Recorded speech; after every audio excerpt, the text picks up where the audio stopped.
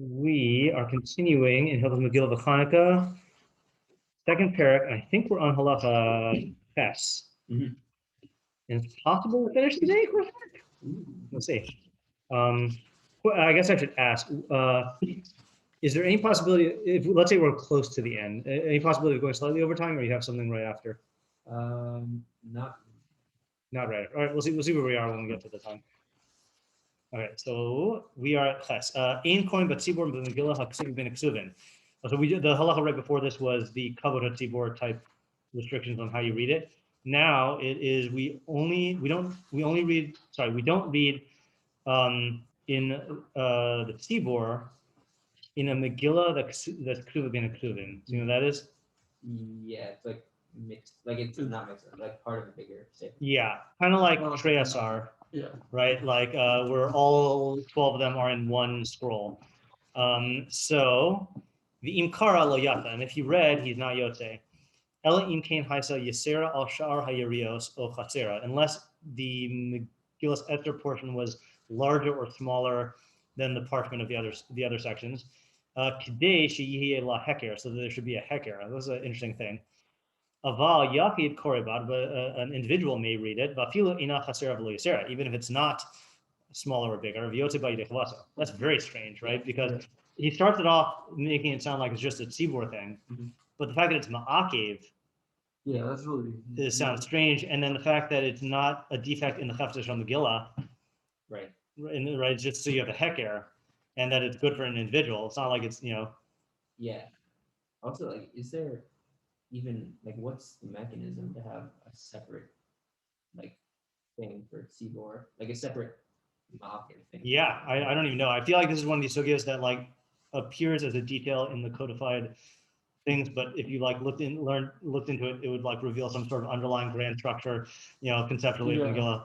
Yeah, it's also the weird structure that like can't be written like it can't be written in like normal way of like having like a scroll like yeah. Hey, I was wondering if you were going to be joining us in person for the first time ever. Yeah. Here is the special Rambam. There you go. All right. Yeah. But they know how to flip through packets. Yeah, not as essential of a skill. Okay, so I guess that's all we have for the.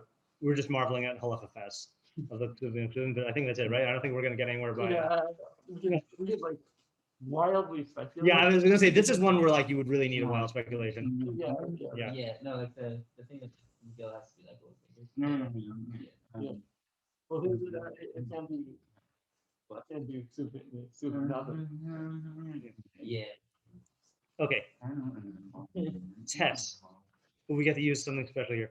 In Kosminas Megillah ela badio al hagvil or al cloth kasefer Torah. So we only write a Megillah with ink on gavil or on cloth, like Sefer Torah.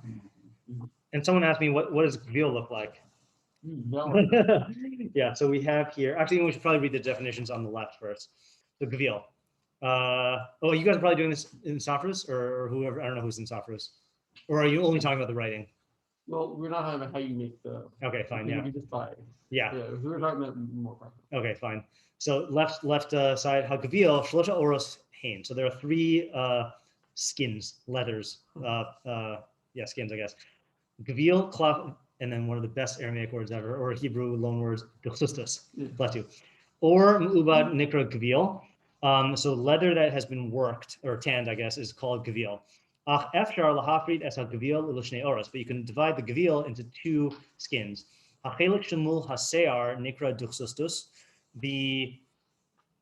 portion of the skin that is the hair side is duchsustus. And then the portion that is skin side is cloth. So they have a nice little picture in the back, which I'll show you. Yeah, it has like layers that you can separate. Yeah, it's like, what does that remind me of in real life when you did that motion? I know. I probably get like some of these just like feel. Like yeah. No, it's like. So I don't know if the screen. That's not going to show up so well on the screen. So you see, this is the whole thing. So the whole thing is the gavil, and then you can just peel off the duchsustus, and then the cloth is the bottom part. Yeah. Yeah. So cloth is much thicker. Yeah, find the pretty effect. Yeah. We always talk about how a cloth really is veal. Yeah. And the other thing about holding it by the seam as opposed to by like in the center, so that it doesn't, if it rips, that's really a concern for cloth, because cloth is much thinner and goes Right. towards ripping. Whereas the veal is just sturdy. Yeah. Yeah. Okay. Yeah. So what did he say? Oh, that you can only write it on veal or on cloth like a Sefer Torah, but not on the right? Yeah. So I had to look these up. If you write it with Galbanum water. yeah, Yeah. nice. I know it's one of the first words they teach you in elementary school. Yeah, it's Yeah, good. I did the Shulchan on this Oh, yeah. on Siva. Yeah, the word I said also had the word gall or gal in it, but what was the thing you said? Galbanum. Galbanum, yeah. Yeah. That's not. Yeah. Isn't that what's the in the Keturah? Chalbana? Is that not galbanum, or am I just mixing it up? It might be. It might be. Yeah. And then Paul Kantos, the Chabad.org translation, said it's vitriol, which I only hear. Yeah, I only hear. I've only heard vitriol. I didn't even know vitriol was a substance. I thought it was just like an emotion. So it said in Google, vitriol is sulfuric acid. Oh my God! I feel like etching it with the acid. I guess. I guess that's the thing people did. Or I don't know, unless you just wrote it on and then it like dissolved over a slight amount of time. Like, I don't think it's like actually, I have no idea. I have no idea whatsoever. Yeah, we gotta ask a Sofer. Yeah. Wow. An angry person. An angry person. Yeah, an angry Sofer would be the best combo. Right by like Almost got it. shouting at it angrily. Yeah. So that's kosher. So I guess that means that it counts as geo. I guess would be the simplest formulation, right? Yeah. It is a valid form of Right. Yeah. But I guess the implication here, I guess, is geo does not work for Sefer Torah. Sorry, I mean, me'afta and kol don't work for Sefer Torah. It Yeah. has to be. Not rest, right? Yeah. Okay. You're becoming a machine. Yeah. Okay. Stava bishar mini tibon. And if you wrote it with other types of dyes or colors, psula, then it is invalid. With shricha sirtut, you need the etching of the lines. Ketorah atma, like the Torah itself. Ein ha'or shala sarich avada lishma, but its leather, the leather of the Megillah, does not need, or skin does not need tanning lishma, unlike a Sefer Torah. Haisak ksuba al niyar o al or she'enu mu'bad, but if it was written on paper or on or that is not tanned, osh ksava goy o min, or if it's written by goy or min, which is weird that he put that in here, psula, then it's puzzle. Right? I feel like that should be a different halacha about who can write it. Yeah. I mean, I guess he's just putting all of the Hilchos Sefer Torah stuff in terms of the production of the entity in one halacha. So I guess so. Yeah. Yeah. Okay. Fine. And we know from our. Actually, we don't know. I was gonna say. Spoilers. Well, I was gonna say we know from our Hilchos Torah that it's from the min you burn it, but that's only the Shemos Hashem. I mean, that's how it was. That halacha was introduced, right? Is if they, if they write the Shemos Hashem, then you burn it, right? I'm just going to check it out. There was something. Yeah, you did talk about Kisvei Kodesh after that, but I'm just when he introduced the halacha, Kisvei Kodesh, Kulam Pirshem Viren, also Lisrof. Yeah, you're right. Otan Olav Namiyat, blah blah blah. Yeah, you're right. It's Kisvei Kodesh. So it's possible, and you got to burn it. Right. Yeah. Yeah. Okay. And at least you won't have the religious guilt of burning the Shem Hashem, even misplaced religious guilt. Okay. I feel like it'd be the same for most people. Yeah, I think so. Okay. It actually says with you're going to say you don't burn. Of a min? Of a goy.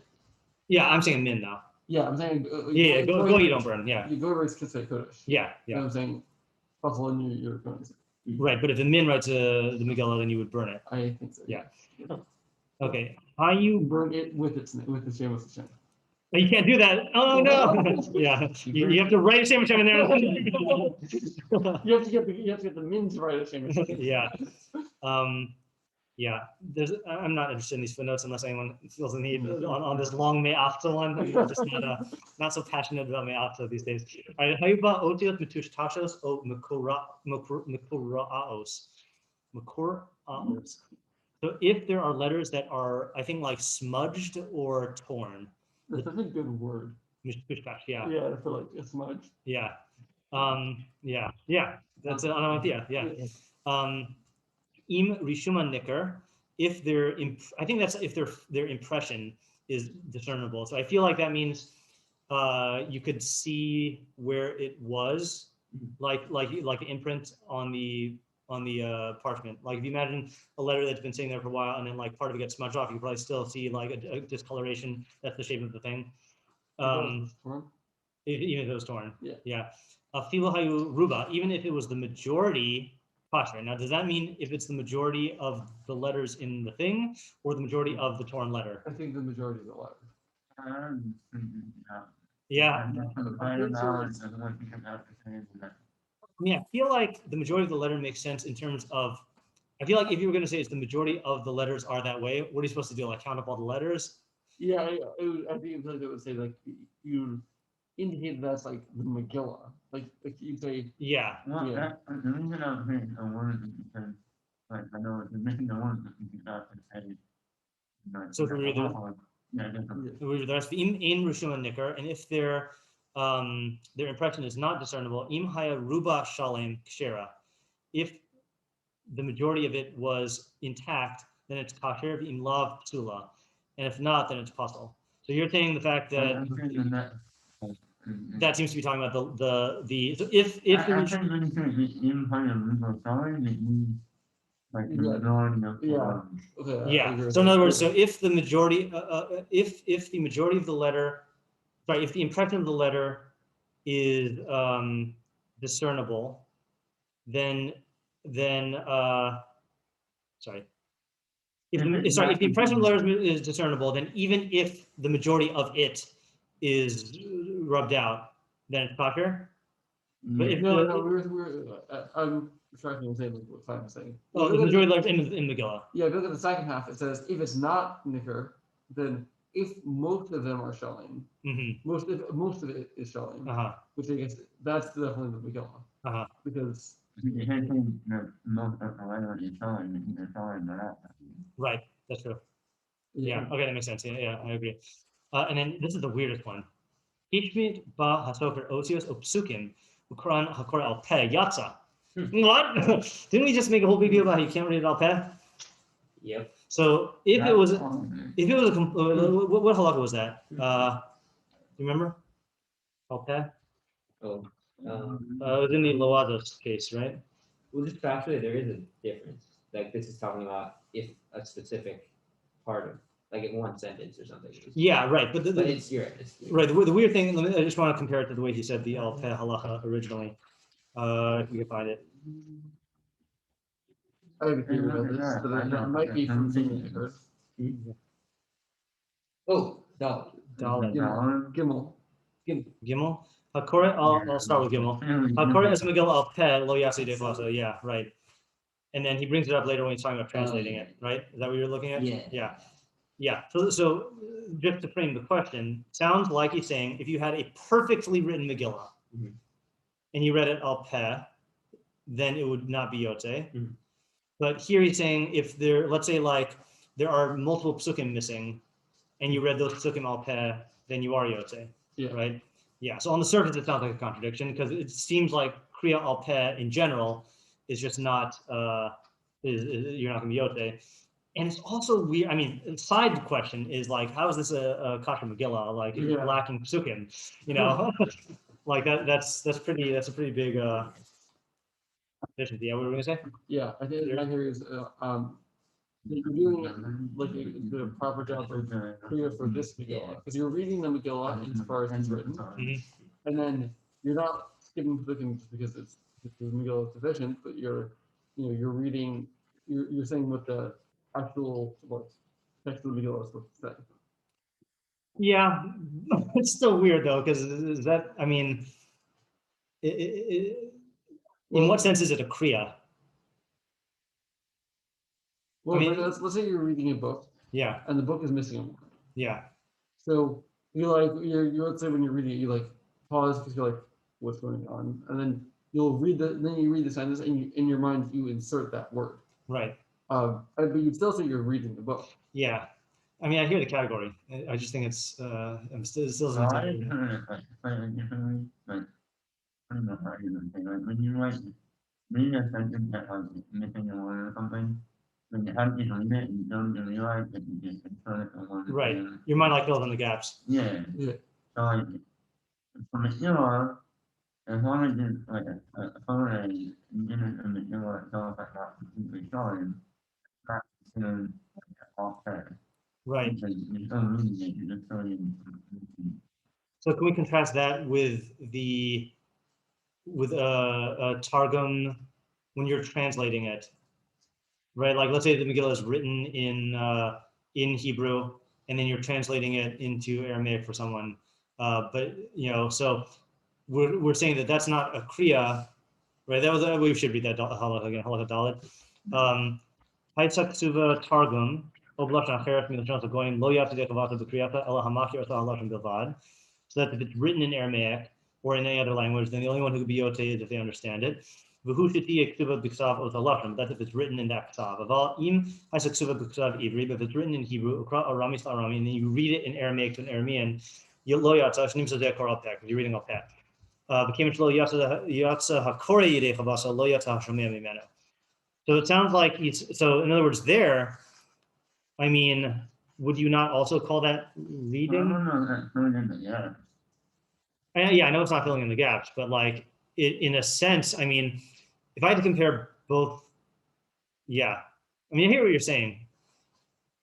Because in both cases, I mean, I guess the thing that's different about this case, the Aramaic one, is that the text is there, and you're making that text hearable, but to someone who can only hear it in that language, Because in a certain sense, that's more of a reading than reading something that aren't written, Yeah. I think Like the letters thing, I have an easier time accepting for some reason. I don't even know if that's my defect or not, but you're sponge. yeah. But in prior psukim missing. I don't know how it's correctly, but it might have been that makes sense. Say it again. You're missing half of the Megillah and you're still yote. You are still yote? Yeah. Yeah. I was wondering how much, what the percentage was. I don't know how So high. Yeah. Because he doesn't say it. Right? I think from the focus on one piece of whole, as long as you have like the beginning and the end. Oh yeah. Wow, that's really yeah. So Yeah. that seems like another sugya that would. Yeah. So you got like a strap of cloth. This is that like- has like psukim on it. You're Yeah. like, this is my Megillah. Right. It's like the equivalent of your dad's sukkah. Just like the frame, and then I could save a lot of time and energy writing out the middle. Yeah. Yeah. No, I Well, I probably don't know how to say energy, then you have to memorize the Megillah. Yeah, that's true. That's true. Yeah. I was talking about the sofer. Yeah. Yeah. I'm gonna write a Megillah before Purim. Yeah. What if you oh never mind. All right, we're good. All right, yud, right? Oh sorry, that's what we just read. All right. Yeah, so we're washing our hands of this and saying, okay, we can't get it on our own. Yud aleph ha-Megillah tzricha tefira. So you need stitching, right? Aji yu kol oroseha Megillah achas, until all of its parchments are one scroll. Meaning I guess it can't be in separate sheets. Ve'ena nitperes ella begidin, and it can only be stitched with sinews, Sefer Torah, like a Sefer Torah. You see here, there's a lot of comparisons with the Sefer Torah, right? This is I think Rabbi Zacharias is share on that of like the Megillah's. I think he connects it to the last Rambam, spoiler alert, about like the Megillah being the lasting entity and how like they modeled the Kedushas of Megillah after the Kedushas of Sefer Torah in many ways. But I heard this here so long ago, I don't remember anything else. Just remember that punchline. Vim tefara shelo begidin psula. And if it is sewn stitched not with the sinews, then it's patal. So does that mean that if it is, so what if it doesn't have, if it's not stitched at all, that would presumably also be patal, even though you didn't say that, right? Yeah. Yeah. I feel like what? Yeah. Yeah, but I guess Oh, maybe. The inot tzarich lit for as kol ha'yuriah sefer. You don't need to stitch the entire. I assume that means the entire length of the uriah. Oh, I guess, sorry, I guess the fact that it says that, it has to be stitched, it has to fit together and, has to be with, Right. like a Sefer Torah. Right. Yeah, I guess, Yeah. it's saying it has the same structure, and then the fact that it says it's possible if it's not, Yeah. with you, then is, I think also, it's the whole clause about being like a Sefer Clause. Torah. No. Yeah. Yeah. I agree. I mean, it's one clause. The inot tzarich lit for as kol ha'yuriah sefer. You don't need to stitch the entire length of the uriah like a sefer. Ela afilu tavar begin in shalosh k'tiras b'kutei ha'yuriah, v'shalosh b'emtza, v'shalosh b'kat ha'shenit k'shira. Even if you stitch one afilu tavar begin in shalosh k'tiras, we did 3 stitches on one end of the uriah and 3 in the middle, v'shalosh b'kat ha'shenit, and then the 3 on the other end, kind of like the lulav, like k'shira. That's kafir. Mikra Megilah, because it's called a letter. What? That's interesting, right? Because that's whole another sugya, right? It's Mikra Sefer and Mikra Megilah. So like this is not valid for Sefer Torah, but it is valid for the Megilah. Right. So it's not exactly like a Sefer. No, it's not, right? No. Yeah. The Rav, I think, has a yahrzeit here on this. I think. Okay, but sorry if I call Likros Aseres b'nei Haman va'aseres b'nishima achas. The Kori needs to read the 10 sons of Haman and the word Aseres in one breath.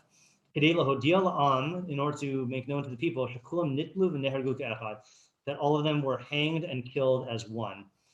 So that I don't think I've ever looked into this, but every time I read this halacha, I get I'm like nitlu v'nehergu. So like were they I don't know what the Mefarshim say, were they killed by hanging? Because that's not how we do things. Right, but the nitzlu v'nehergu makes it sound like the hanging came first and then the killing. Well, I think sometimes when you hang someone, they don't like necessarily die right away. I think like some yeah. Oh no, I'm hanging here. Yeah, I'm saying I think sometimes what it does snaps the person's neck. Yeah. Sometimes they'll like suffocate and then die. I wasn't even thinking on that micro level. My question was usually we don't hanging is not a method of execution we use. So I always, again, I'm not saying this is coming from like thinking, but I always just kind of assumed that they were killed and then hanged to display their bodies. But this seems to imply that they were hanged and then killed, meaning from the hanging. Yeah. I saw someone also translate, it was alter. I don't think he has a, okay. I don't think he has a stake in this, but he said that they were impaled. But because he says that was the in Persia, that's what they used to do or something like that. Yeah. I don't think that's though. Yeah. Wait, that's how he translates the pasuk? I think it's either how he translates it or it's how he says it in a footnote. I have to check again. Yeah. Well, I didn't know this was like a halachah. I thought it was like it's like a good minhag. Oh yeah. Yeah, It's right there in the Rambam. Yep. And then I think it's machlokas. I think Tosfos says you have to also include the 500 men in Nishima Achas. Really? Yeah, which it doesn't make sense for this reasoning. Yeah. They were also funny. Wait, one at a time. What was it? Really? What were you saying? So they were also funny and killed with it. Nishima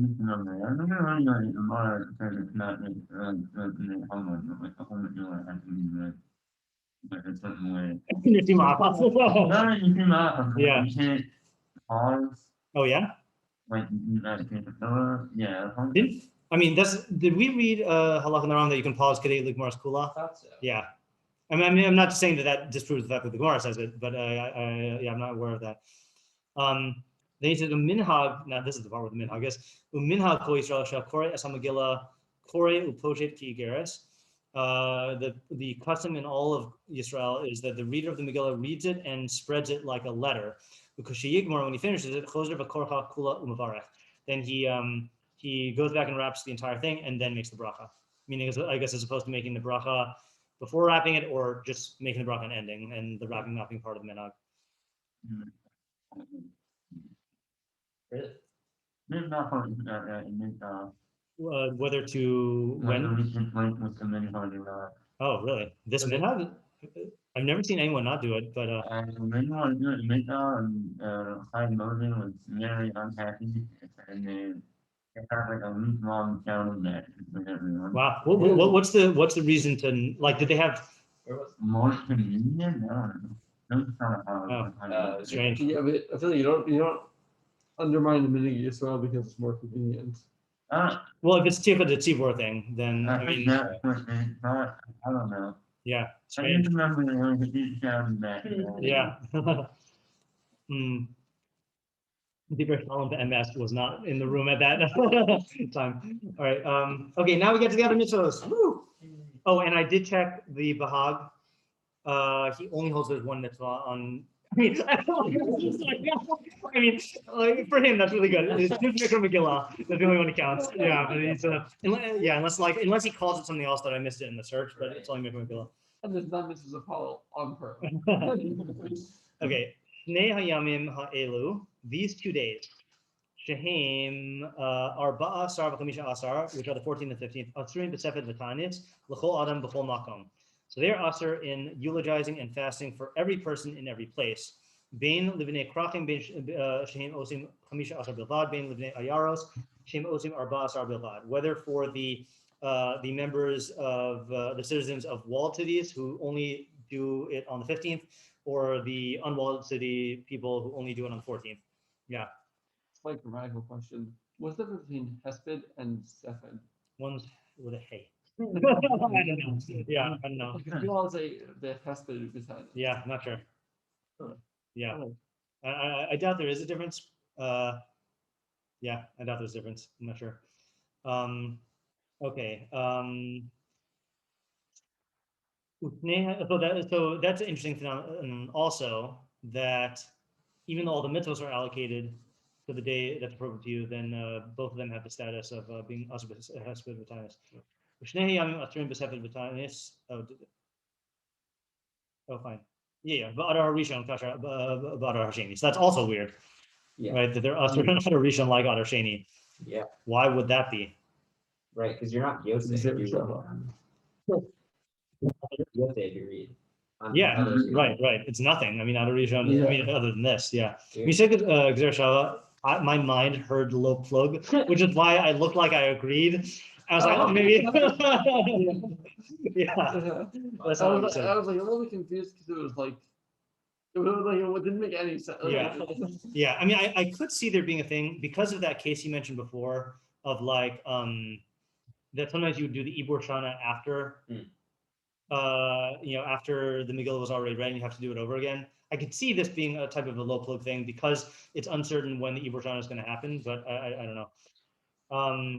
Okay, Anshe Kfarim Shikdimu Vakaru Bashini O Bachamishi Hasamach Purim. So the trigger happy villagers, right, who read it on the not trigger happy, I guess, that made it. They read it earlier on Monday or Thursday. That's close to Purim. Mutarin the seventh times beyond Kriyasa. So they are allowed to do Hesped times on the day that they read. So 11th, 12th, 13th. So the point is that it's not at all connected to the Kriya. It's just the days. Yeah, strange. Yeah, I mean, that almost makes it sound like, I'm not saying this as a svara, but just intuitive like thrust of this thing, almost makes it sound like they have the institution of Ymei Purim, and then as the backdrop, and then the Mikra Megilah and all the mitzvos that emanate from Mikra Megilah are like allocated on top of that. It's like the days are just there permanently, but then the Kriya is like changes around from person to person depending on where they live, or from year to year depending on what. Yeah, it's attaching to the days of Purim, not to the mitzvahs. What's attaching to the days of Purim? Hesped times. Yeah, right. Right, which is weird because I thought we were trying to explain why it's called Megillah וחנוכה. Yeah. As like Megillah was like the mikvah, and then Hanukkah like that's like. Yeah. Yeah, this kind of like is talk that theory. Yeah. Yeah. Oh, by the way, I follow the seminary Amudim on Facebook, and so they had a color war, and they were doing team Hanukkah and team Purim, and I said, surely you meant team Hanukkah and team Megillah, and then they had some sort of like witty response saying that they're not trying to deviate from the Rambam, and I said, as long as when we get to Tishrei, your Tishrei color war has Team Shofar, Team Sukkah, and Team Lulav.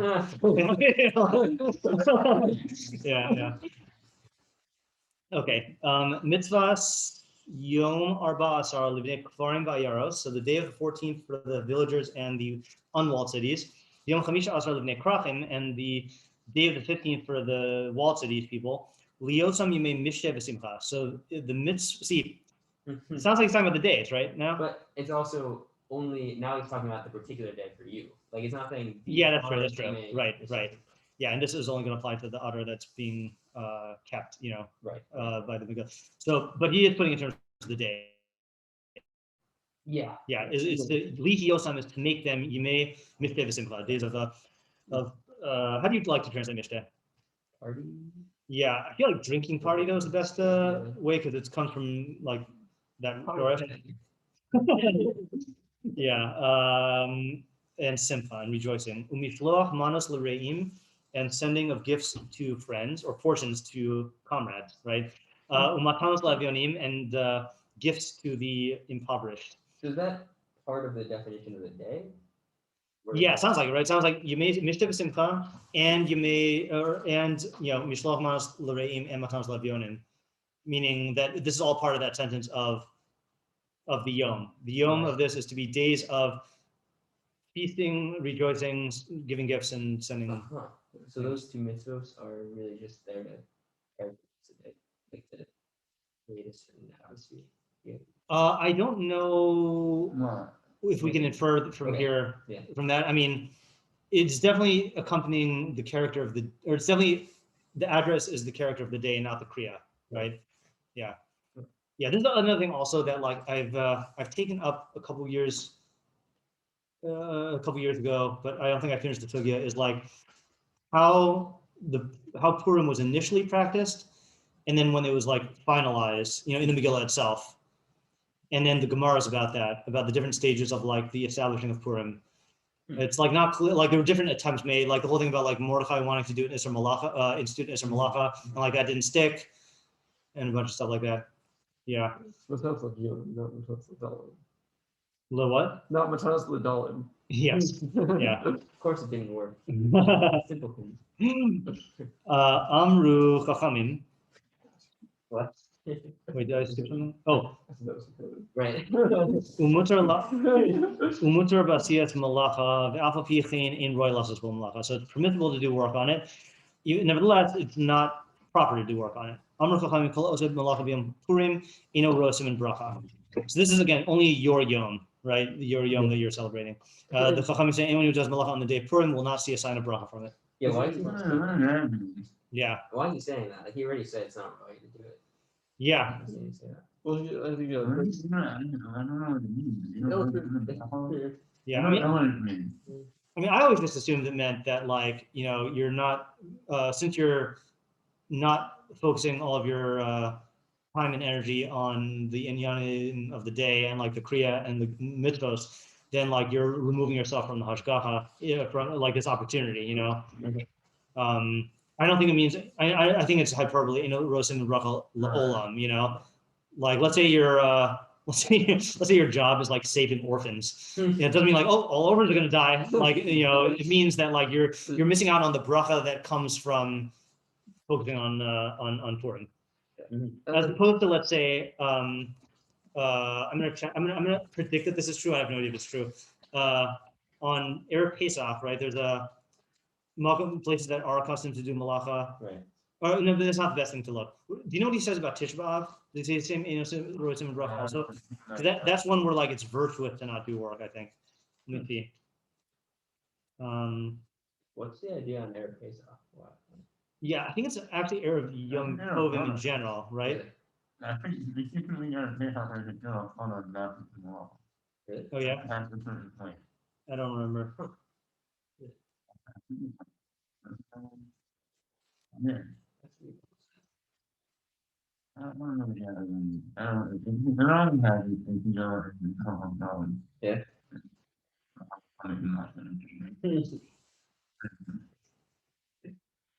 Yeah, here we go. So this is on Tisha B'Av. This is in Hilchos Tinios Hey Yud. Umakam Shanahagu Lasos bo malacha osin, makom shnagu shlo lasos bo malacha ein osin, uv'chol makom talmidei chachamim batelim bo, v'amru chachamim shekola osin bo malacha ein rosim and bracha lelam. So he says it there also. Yeah, it would make sense for the Avelos and the Chorban. Right. Similar idea. Yeah. I mean, here he doesn't say Ra'ulam. Oh, you're right. Yeah, it's in there. Eventually, you got the bracha. It'll catch up. Yeah. Yeah. I assume here malacha is like your job, not like That's what I think also. not Yeah. like if you drive a car on Purim, you're not going to see a same bracha from it. Right. Or like borer. I don't think. You know. I'm sorry, I can't like Yeah. choose. What was it? Why are we saying that? That's just what I've always heard. I'm not saying that based. Yeah. No one actually doesn't do the law on Purim. Right. But I don't see any reason in the Rambam to assume that he didn't do actual law. I mean, I think it's more of a because on Shabbos and Yom Tov you have specific definitions of malacha of like malachas machsheves and malachas avoda, Right. and like those are very precisely defined. Whereas this is like there is a word malacha like in a colloquial sense. Like for example, like when he said, and we read a couple days ago in some shiur when he was doing the Chinoko Shabes Ravan, the guy who's teaching kids and he's doing another malacha while he's teaching them. Like it does not mean that he lights his match to smoke his pipe. Like, oh no, malacha, you know, like it seems like it's Even if he's like writing on the board, he's doing malacha. right. Meaning, so I think the answer to your question is like I think the stam assumption is it's using the word in the vernacular unless you have a specific halachic context that would define it as like let's say like you're in agriculture and you're talking about Shemitah and Yovel. So like there you would assume that it's the definitions of malacha that are pertinent to like the Isser of the farming land. Yeah. But didn't we say that the Gemara like more tried to make an Isser of malacha? So that sounded like Yeah, but from the Rambam, I'm saying that I don't think we would. When you say that Hanukkah, But Hala, Hanukkah, I don't think he says anything about malacha there. Yeah. Yeah. Also, just another half right is the fact that it says that it's not right to do malacha, and if let's say you're like cooking for the Suda, Yeah. like I don't think you'd say that's Right. not wrong. Right. Exactly. Yeah. I was gonna say the thing with Mordechai though. Also, I think because the pasuk uses the word Yom Tov, and I think the Gemara darshans that and says that he wanted to make it a full Yom Tov. So, like in the case of the Gemara, like he wanted to model it after Yom Tov. So, in other words, it's not like this is a remnant of that. Sure. I don't think so. I think it would have accomplished whatever this is trying to accomplish. But in other words, it's not like he wanted to do it as an Isser Malacha, and then like now it's just Suggested. it's projected. Yeah. I was gonna say another thing also, which was another example of like halacha with malacha in it is actually no. I think no, I was gonna say with the shor and chamor yakdav. Then I realized I don't know if that does go by the 39 malachos or if it's just like any work. Yeah, I don't know. Okay. B'nei kfarim shekadmu v'karu b'sheni o b'chamishi. So the villagers who read on the earlier Monday or Thursday, im chilku ma'ot la'evyonim b'yom kriyasam yatsu. If they distributed monies to the poor on the day of their reading, then they were yotze. So this sounds like they shouldn't l'chadchila.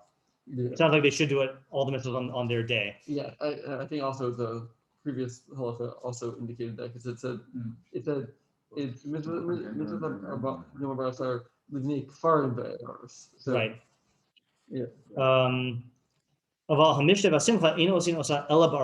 you only do the mishneh and the simcha on. See now mishneh and simcha sounds like it's one thing, right? I thought when I read it initially, I said mishteh and simcha. There's no like activity of simcha that you do, right? It sounds like mishteh and simcha is like one, like the celebration and the meal, you know. Yeah, right. I mean, but that's part of the mishteh, right? Yeah. In osin osa elabar, you only do it on the 14th. In hikdimu lo yatsa, and if you made it earlier, you're not yotze. It was sudas purim asaya balayla lo yatsa de kavasa. And a sudas purim that you made at night, one is not yotze. Yeah, there's always the always the kids in high school who were not makbid on halacha, but would be very machmir. Like, what is it, the Ra'ah or the Raviyah, who says that there is a kiyum in having in drinking at night? You know? Yeah. Ketzad chova suda zo. What is the obligation of this suda? It's funny he calls it. I mean, he kind of slipped in the suda there, right? In the past halacha. Right? Suda's Purim. Wait, what Suda's Purim, Rambam, you know? But it seems pretty pashut that the mishteh and the Suda are synonyms. Yeah. So Keter Chovat Suda Zo, what is the obligation of the Suda? Sheyochal Batar, that he eat meat. The Sakin Suda na Kviya Shotim Yado, and he prepares a nice Suda according to his means. V'shota Yain Ad Sheyishtaker V'yiradem B'shikrus, and he drinks wine until he becomes drunk and then falls into a deep sleep in drunkenness. So again, I mean, I think we mentioned this, or maybe not here, but that I get so irked, I guess, because most people know about this from the Ramah, who does not say it the same way the Rambam does. Like the Ramah mixes the kolbo and the Rambam and then kind of has his own thing, which is, he said you drink yotzer milimudo and then you go to sleep. And so people will say that in the name of the Rambam, but the Rambam actually means you drink, first of all, it's wine, right? Not any drink. Yeah. You get drunk. So you actually have to get drunk. Right. And then you fall into a deep sleep in drunkenness, not just like you drinking and drowsy and fall asleep, you know? Yeah, it's like passing out. It's not falling asleep. No, it is falling asleep. It's not passing out. I mean, it's not like blacking out. Yeah. It's Yuradim is I assume it's falling asleep. Yeah. But it's just, it has to be while you're drunk, you know? Meaning, like, there are people who will drink like a revis of Moscato and get drowsy and then fall asleep. That's not yotedes, you know. I was gonna say also, I don't know what I'm hearing a bunch. I guess it's been a while since we had a Purim on a Friday, and I keep on hearing people like talking about this halacha and the eating meat, and saying, well, you know, some people really have a hard time eating meat in the morning. Is that a thing like that? They have a hard, or is it just not customary? Like, I think it's something. yeah, a real American breakfast. I mean, it has always been. yeah, I mean, I might just probably partially cultural because you know, Jews don't eat meat in the morning because I don't even have thing. And so it's like, I think it's like it's not, I say it's not a real thing, right? Like we were talking about the social things.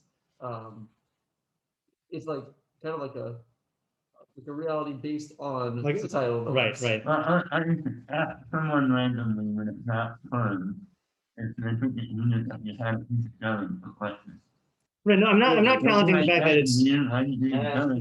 I'm not challenging that it's not, you know, the fact that it's abnormal. I'm just saying the fact that people, if I hear people asking the halach, like if you do have to eat meat at the Suda, and I hear people trying to work their way around it, like that to me is weird. Like, you know, Yeah.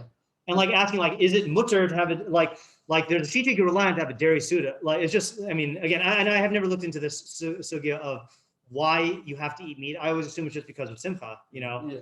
But It doesn't say anything about meat. No. in where he does.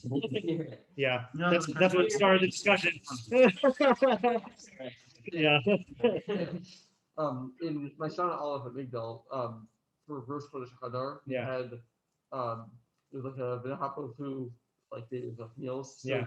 we had eggs with deli for breakfast. Yeah. And also maybe like sausages or something. Right.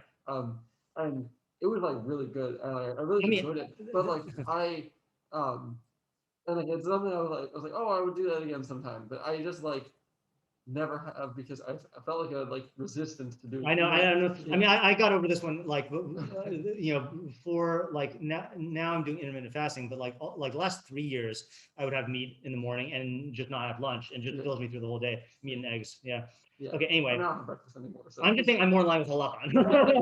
This is what halakha man looks like. All right. V'chein chayav l'shloach shtei manos shel basar or shel minei tavshil or shnei minei ochlin l'chavero.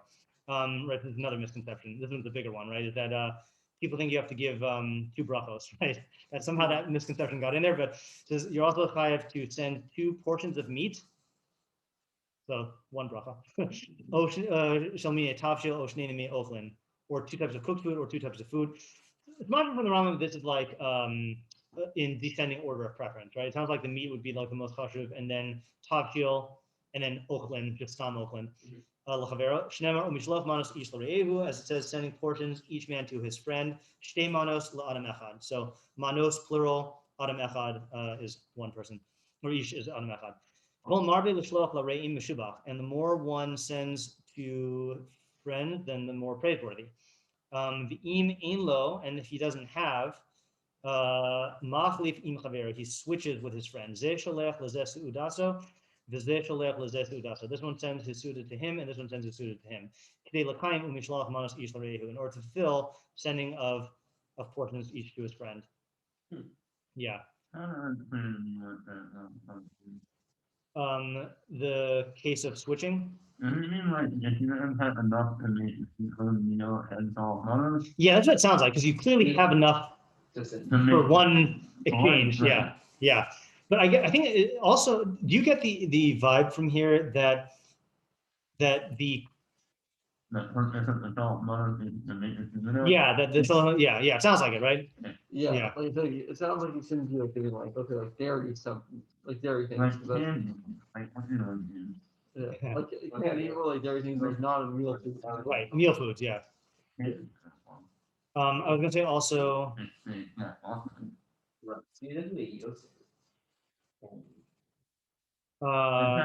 Because he's saying offal. Yeah. I mean, I've heard people say that you're only yotze with like meal foods, but I don't know. I don't think that's in the Rambam. Mini ochlim sounds like the most general term possible. Yeah. Unless you're gonna say like mini targima or something that's like lower than ochlim, but Yeah. I don't even know what turkey means. No one knows. We all pretend we love it, and we all are yotze shlichis with it, but yeah. But I feel like it sounds like the idea of it is for the but doesn't mean the structure of it. Yeah, right. Yeah. Okay. So you see from here right away, he's not differentiating between aniyim and evyonim, right?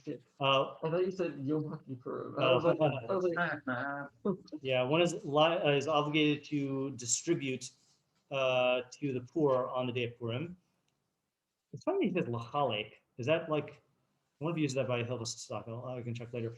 Ein pachat mishnei aniyim, no fewer than 2 aniyim. Noten kol echad matanos. You give one gift to each of 2 aniyim. O ma'ot omine tavshil omine ochlan. Either money or cooked foods or foods. Interesting there also. Leaves out the bus. Yeah, leaves out the bus. Sounds like it. If we're reading the other one that way, then I'd read this one that way. Yeah, I mean, which I guess stands. I don't know, the way I would understand the kind of like human pointing that I'm not going to provide the ability to make those, much like I mean, right. I mean, those would be less helpful if they don't taste as good. But I mean, that's certainly true. but manos though, I feel like is going to allow them to either use it for their suda or use it for any other needs that they have. Right. So like as a matana iyun, then it seems superior to give manos. Right? So that's again plural. We don't. We're not exacting with Purim. The footnote says livdok imhu roy l'staka. We don't like check him out to see if he's deserving of tzedakah. Ella kolapot yado little nosnin lo. Anyone who stretches forth his hand to take, we give to him. Ve'in mishanin ma'os Purim l'tzedakah acheret. We don't exchange Purim money for another tzedakah, meaning once it's designated for Ma'os Purim, then it has that designation. And are you yotze if you give to like a random without checking? Like it sounds like it, right? Sounds like it. I guess the question always I had is like, let's say you found out that the person was like non-Jewish or something, are you yotze? It seems to be yes. It seems like as long as he did the act of giving, then yes. But because he doesn't specify anything about the recipients in terms of being ma'akev anything. Right. Just saying we don't check out, And I also, the character of the matanos of Yonim is interesting. I'm not getting this from the Rambam, but someone says, I don't remember who, that it's like tzedakah is giving money for like righteousness purposes, like tzedek, whereas the matanos of yonim is for simcha purposes. And like, again, not saying that would affect the character of the mitzvah, but like philosophically, like it's the fact that, what almost reminds me, like lahavdil, is like Christmas is like the time of giving, it's like that's the atmosphere you create for Purim is like everyone's giving gifts to their friends, everyone's giving money to the poor, that's the character of the giving, not like we want to do tzedek to people and like they machzoro or yachsar lo, All right, mutav la'adam laharbos b'matanos evyonim milaharbos b'sudaso v'shaliluach l're'av. It is better for a person to increase in the gifts to the poor than to increase in his su'uda and in sending to his friends of mishloach manos.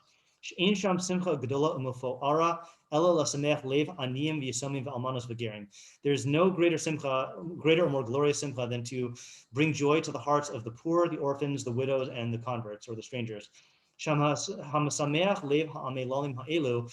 who brings joy to the heart of these downtrodden individuals, or these umlal, I think comes from, I don't know, midame b'shchina, it resembles the divine presence, the hashgacha. Shnemar lahachios ruach shvalim lahachios lev nitkain, to enliven the spirit of the lowly and to bring life to the heart of the crushed. Yeah, that's something I want to go into more at some point, not necessarily this year, but I want to look into that this year. Especially this year. I mean, this is just a plug for matanos levionim here, but like this year, I hope people give more matanos levionim than mishloach manos, simply because like the evionim are undoubtedly going to be more in quantity and in need this year than other years, and like you can't like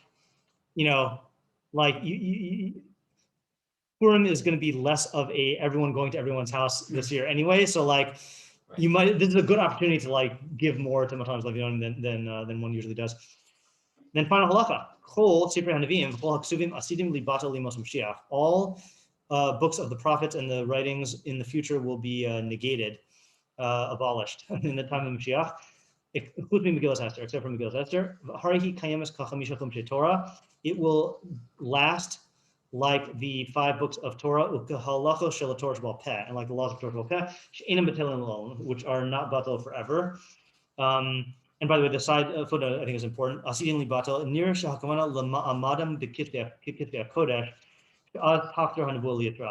they're standing as Kisvei Kodesh. Doesn't mean that we're going to like throw them away, or that they won't be like useful. So you're saying once you have Nevuah, then you don't.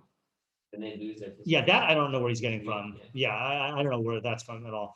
The Apapi Shekol Zichron Hatzarat Yiptal, even though the memory of all the catastrophes will be negated. Shnemar Ki Nifkachu Hatzarat Harishanos, as it says that the earlier Tzarat were forgotten, and that would seem to imply that Megillah should not be preserved because it's a Tzara. Ymei HaPurim lo yivtelu, the days of Purim will not be negated. Shnemar Ymei HaPurim ha'ela lo yavru mitoch haYehudim v'zichron lo yatzuf mizaran. These days of Purim will not pass from among the Yehudim, and their memory will not cease from their offspring. Yeah, that's another one that I wanted to look into this year, especially after the scandalous shiur from Wednesday. Yeah, it's that's going to be for this Wednesday, but oh yeah, we'll see if it's recorded. But anyway, yeah, what's the deal with Purim being special? What's the deal with Megillah Esther being special? So like the general stuff that people say is like called Bala Me Ahava, Nes Nister. Like there's certain paradigmatic elements in the Purim story that either exemplified the Derech HaTorah or like a model Geula and Tefillah. But it still is interesting though, the Kitvei, that doesn't explain the Kitvei Kodesh thing. And it is weird because you do have the thing that Yetzias Mitzrayim will not be remembered in the time of Mashiach. Mashiach will override Yetzias Mitzrayim, It's Machlokes, yeah, it's in the Haggadah. But it's just funny, like, Yetzias Mitzrayim seems to be bigger than Purim, but Purim is definitely in no matter what. Yetzias Mitzrayim, Yeah. God only like did crazy things. Yeah. I mean, it's worth mentioning at least now, but Yeah. Okay, so that's it for Hilchos Megilah. Yeah.